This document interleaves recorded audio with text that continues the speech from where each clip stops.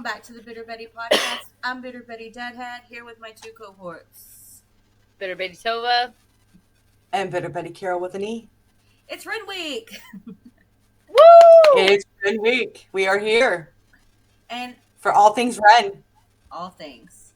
Including some of his collaborations. And today's collaboration is with Chinchilla. This has actually been requested quite a few times, How to Be Me.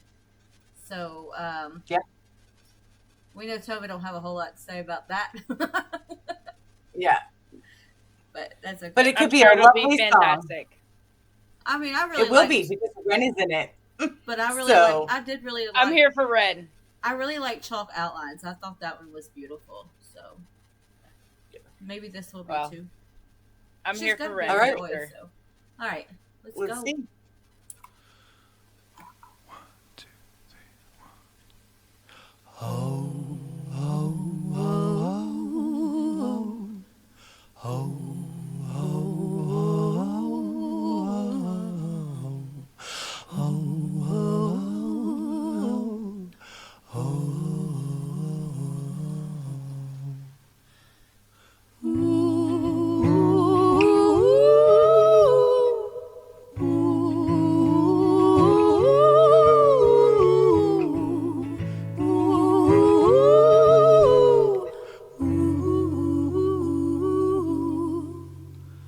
I don't feel safe in this bed.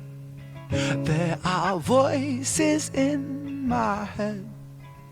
I've been talking to the dead, and the fear baptized me. My kingdom turned to dust, and I watched all my riches rust. Have I lost the Midas touch, or do sad eyes blind me? Over and over we go, over the hills and the valleys below. Oh, and it follows me home, and it suffocates me.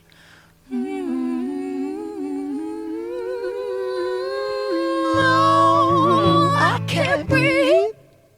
I said, oh, I can't breathe. All I know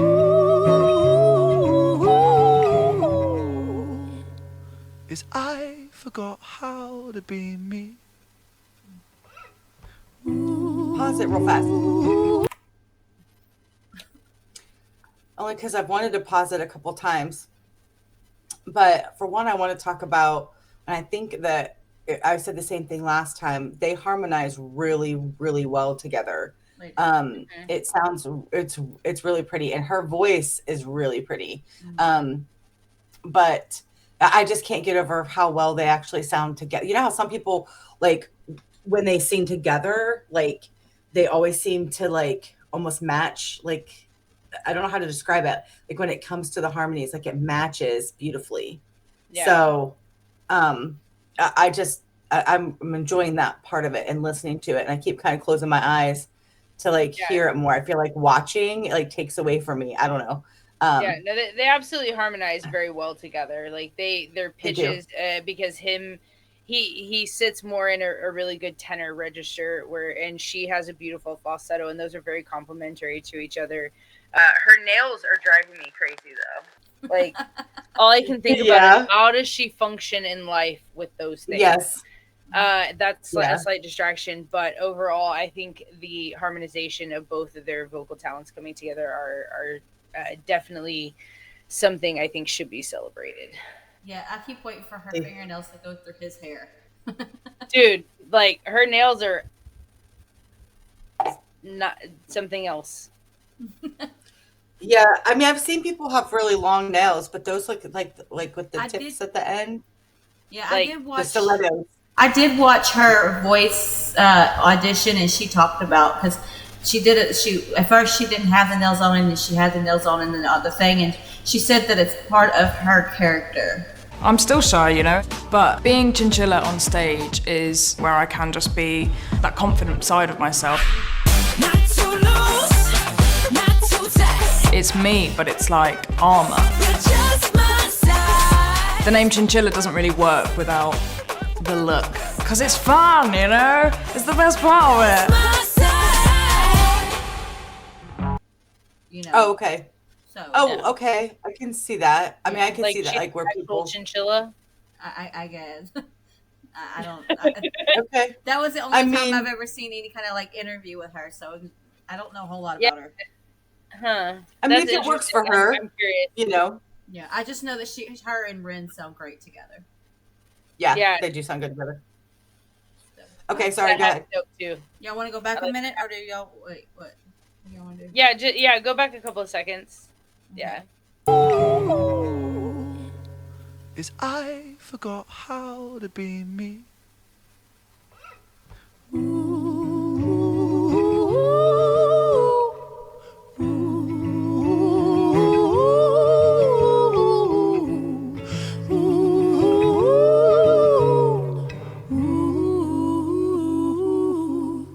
I don't feel safe in these halls.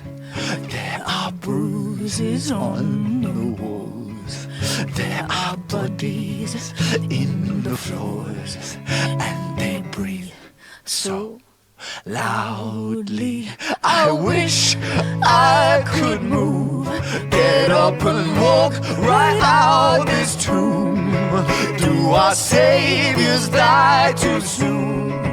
For my sins surround me.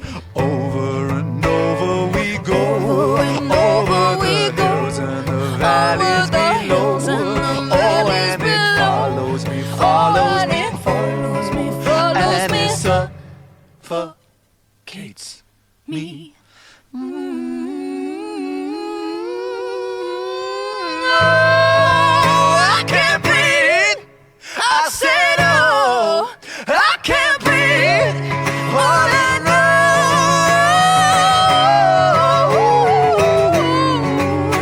Yes, I forgot how to be me. Hallelujah. Where is my God? Where are you? Hallelujah. Nothing is pulling me through. Hallelujah. When I don't know how to be. Hallelujah. I forgot how to be me. When he gave up the fight, a quick decision late in the night that stayed with me for all of my life. I feel like he's talking about Joe. I miss you so. Yeah. He's talking about Joe. Huh. There, where he said, well, think about you know, a decision made late in the night, which is Joe on the bridge, and then and he was late, and it affected him for the rest of his life. Well, it makes sense though, because the title is "How to Be Me." He lost. Joe's like his best friend, right? Mm-hmm. And so he lost his best friend. How do you be yourself after you lose your best friend? No, 100%. Yeah, but you know, and that's okay. So I'm going back into some of the lyrics that were actually quite confusing for me. Like when I was like, what does he mean by like bodies in the floor? But unless that means because Joe's body was never recovered. It literally was swept away in the water, and they never found it again. Which is okay. There's because a line. No, go ahead. I was gonna say I haven't seen or heard any of those songs yet, so I don't even really know the story too much. I know a little bit from our conversations. So, but the basis was that I think him and Joe were like maybe at a bar or something, or he was at a bar or pub or something like that, and then he got a phone call. Like Joe had left, and he got a phone call that Joe was gonna jump off the bridge or something, and so he left and he ran to try and stop him, but when he got there, he was just too late, like minutes too late. And Joe somebody had said that they thought he'd been swept away, but like I guess he jumped and they never recovered his body, and it was just gone. So, Gotcha. and there's a line in one of the trilogy songs that I was telling you about that kind of speaks about that.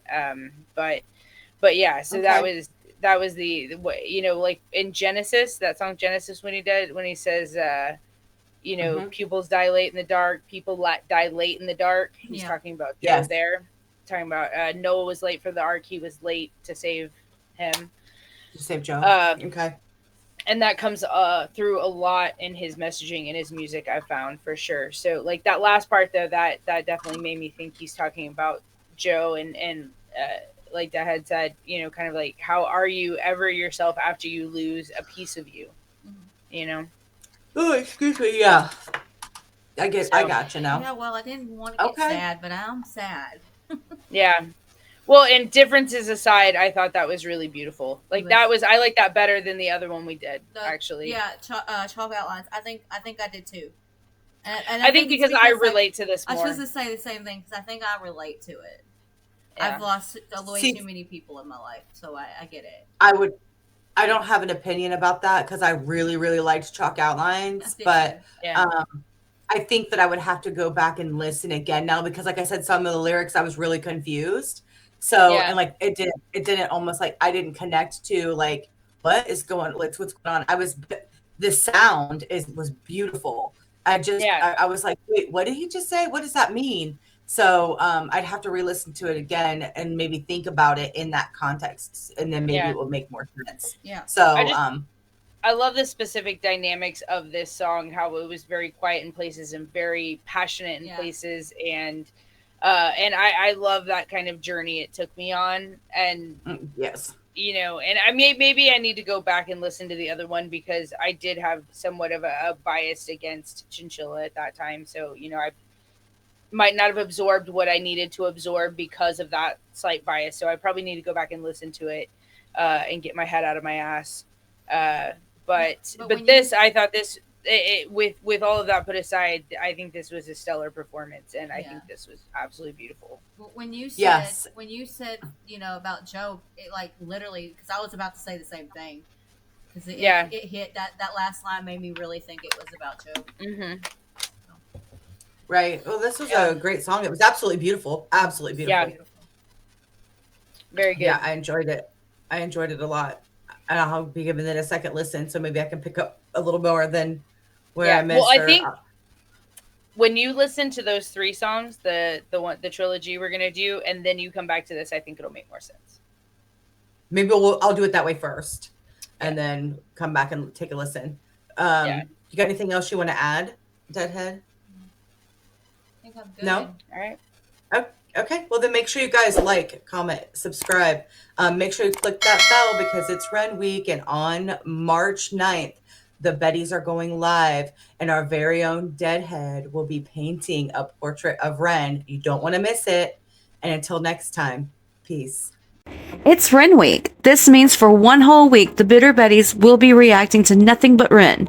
On March 9th, the Betties will be live with a donation party. Deadhead, which is me, will be painting a Ren portrait as we are live. Any donations will go towards winning this. If you want in, please make a donation to Cashapp or PayPal. Please do not use the super chats for this donation as they will not be counted.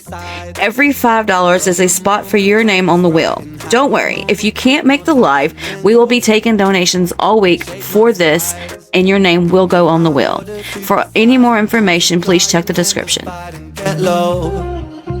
It's a simple situation with an obvious equation. You and me collaborating for the night. Leave no room for hesitation or for awkward conversation. Just enjoy the syncopation when it's right. You came in uninvited, 2 planets collided.